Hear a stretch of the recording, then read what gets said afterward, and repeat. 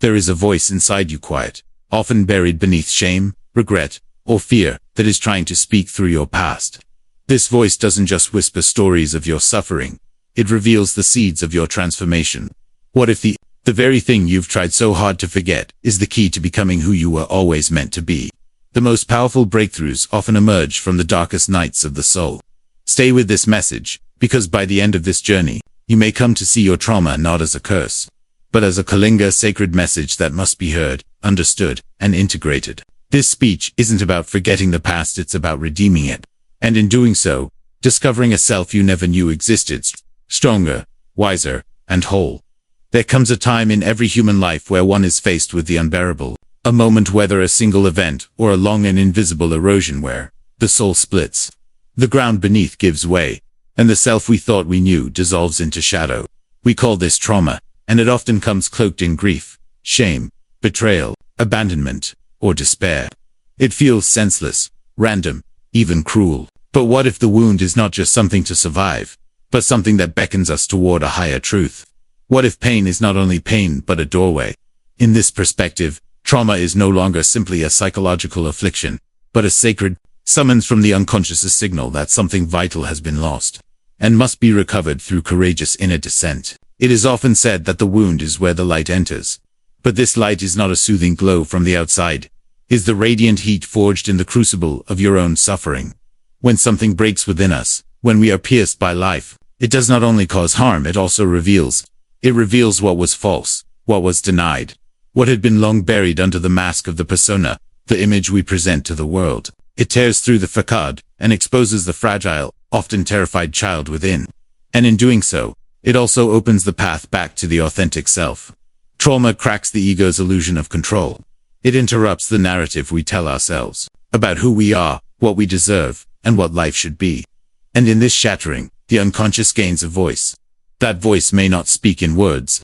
It speaks in symptoms, panic attacks, depression, rage, dissociation.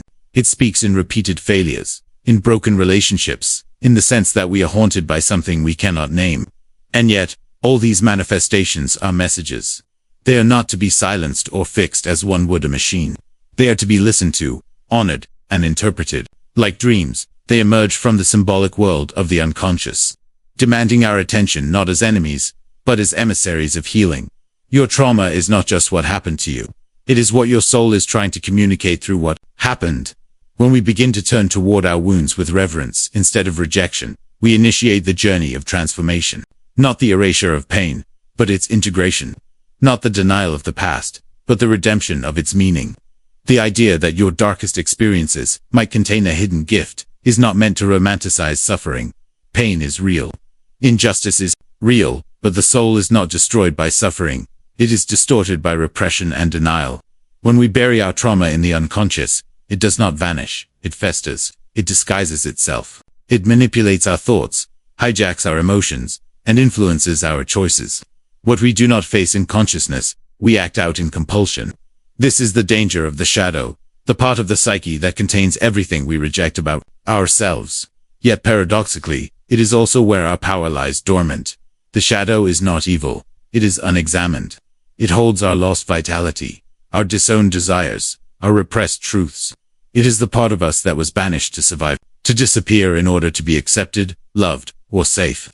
But what was once necessary for protection becomes a prison. And so, the wound becomes not only the place where pain resides, but the precise place where integration must occur. The wound is not a flaw in the design. It is the way through. When we dare to re-enter it, not to relive the trauma, but to retrieve the parts of ourselves that were buried, there we become whole. This is the essence of the inner journey. It is not an ascent into light, but a descent into darkness with the lantern of consciousness. We descend to meet the forgotten child, the silenced voice, the rage that was never safe to feel, the grief that had no witness. And in that descent, we find not only suffering, but gold. There is a phenomenon that occurs when an individual confronts their shadow not with fear or judgment, but with curiosity and courage. A kind of psychic rebirth unfolds. What once seemed like an inner enemy becomes a guide. The parts of you that you thought were unworthy, monstrous, or broken begin to reveal their true nature. That overwhelming anger, it was once your boundary, trampled. That paralyzing anxiety, It was your soul's warning bell, long ignored. That shame you carry, it is not yours, but a reflection of the projections and expectations of others. When we begin to reclaim these lost fragments of ourselves, we no longer live fragmented lives. We become less reactive, more whole. We begin to embody authenticity, not performance. And from this place, real transformation becomes possible. But to get there, we must walk through the fire. Trauma will ask you to confront everything you thought you knew about who you are. It will burn away the false self so that the true self can emerge. This is not a comfortable process. It is not linear. It often feels like regression, chaos, or madness. Yet, just as alchemists believed that gold could only be made by enduring the negrito of the blackening, the decomposition, so must we endure a psychological death before we can be reborn into the fullness of our being. You will question your sanity. You will want to retreat. But the wound keeps calling, because it knows that on the other side of the darkness is not just survival, but meaning. Meaning is what redeems suffering. And meaning is not found in external validation or intellectual explanation. It emerges organically when we surrender to the process of inner work. When we accept that the pain is part of our story, not the whole story, but a sacred chapter that must be written with honesty. It is here that we begin to transform trauma into triumph, not by force, but by allowing the psyche to complete what was once interrupted. A trauma is, at its root, an experience that overwhelmed our capacity to process and integrate what occurred. The triumph lies in completing the circuit, in facing what was too much to face, in telling the truth we were once forbidden to tell. As this happens, something remarkable begins to shift.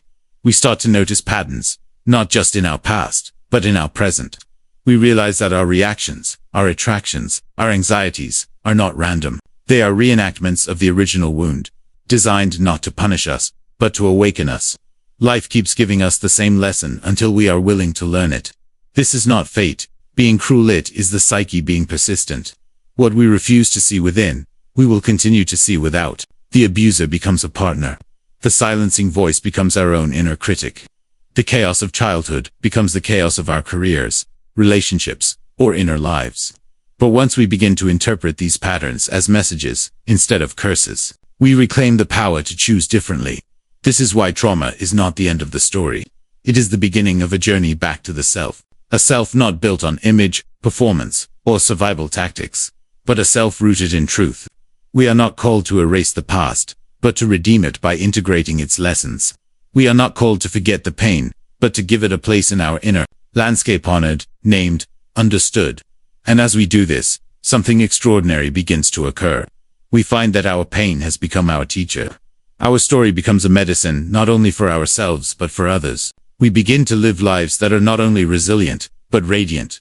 Not only healed, but healing. Not only survivors, but creators.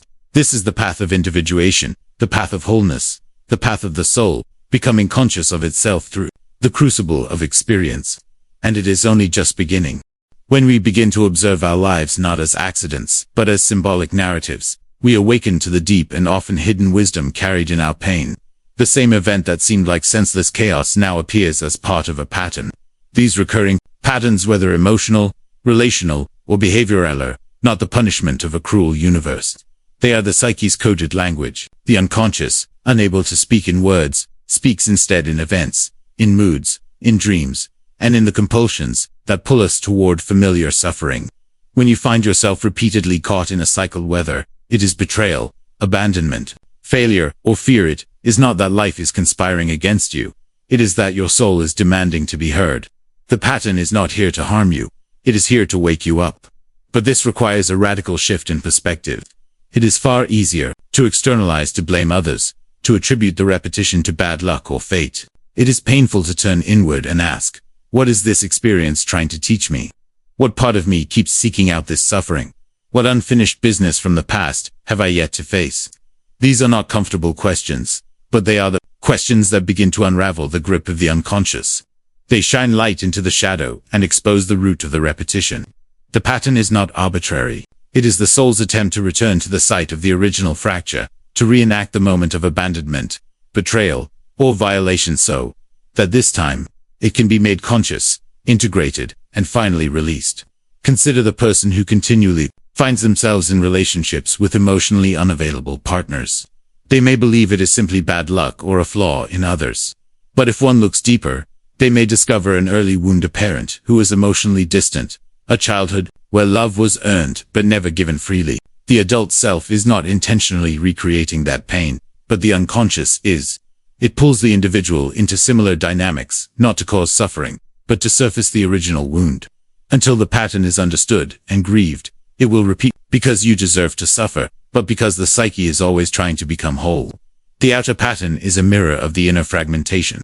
And until the inner is healed, the outer will remain bound to the same fate. To break the pattern, one must not only analyze it, but feel it. The intellect alone cannot liberate us. Healing requires entering the emotional truth that lies beneath the surface. It requires returning to the places we swore we'd never revisit. It requires allowing the frozen emotions to thaw and move through us. We are not just healing memories, we are healing the parts of ourselves that got stuck in those memories. When you were 5, and no one came to comfort you, that child is still inside you, waiting. When you were shamed for speaking your truth, that voice still trembles in silence within you. The pattern is the psyche's way of returning to the moment where the self split, where the true self went underground, and the false self took over. And so the pattern becomes a call to wholeness. Not a curse, but an invitation. As we begin to hear these messages, as we interpret the symbols of our suffering, we also begin to notice that what we thought was chaos within us contains the seeds of creativity. The energy that once fueled our neuroses, our defenses, our inner wars, this same energy, when redirected, becomes a source of transformation. Your rage is not merely destructive, is the fire of violated boundaries that, once acknowledged, can protect your soul. Your grief is not simply avoided, is the sacred ache of what was once loved and lost, and it can lead you toward deeper love. Even your fear, which once kept you frozen, can become the sharp awareness that keeps you grounded in truth. The inner chaos, when faced with honesty and compassion, becomes the furnace where the alchemical process of self-becoming takes place. This is not metaphor, it is psychological reality. In Jung's understanding, the process of individuation is not about perfection, but integration. It is not about becoming someone else, but becoming who you truly are. And who you are is not found in the absence of pain, but in your relationship to it. Your chaos is not a sign of failure, is the soil in which your purpose can take root. Within that disorientation lies the possibility of new order, not the rigid order of control, but the organic order of alignment. We live in a culture that encourages suppression and distraction. We are told to move on, stay positive, avoid the darkness. But the darkness within us holds the blueprint for our becoming. It is only in facing the void that we discover our light. Your creative fire does not lie in what is easy or comfortably, it lies in what is real. And what is most real is often what we've tried hardest to avoid.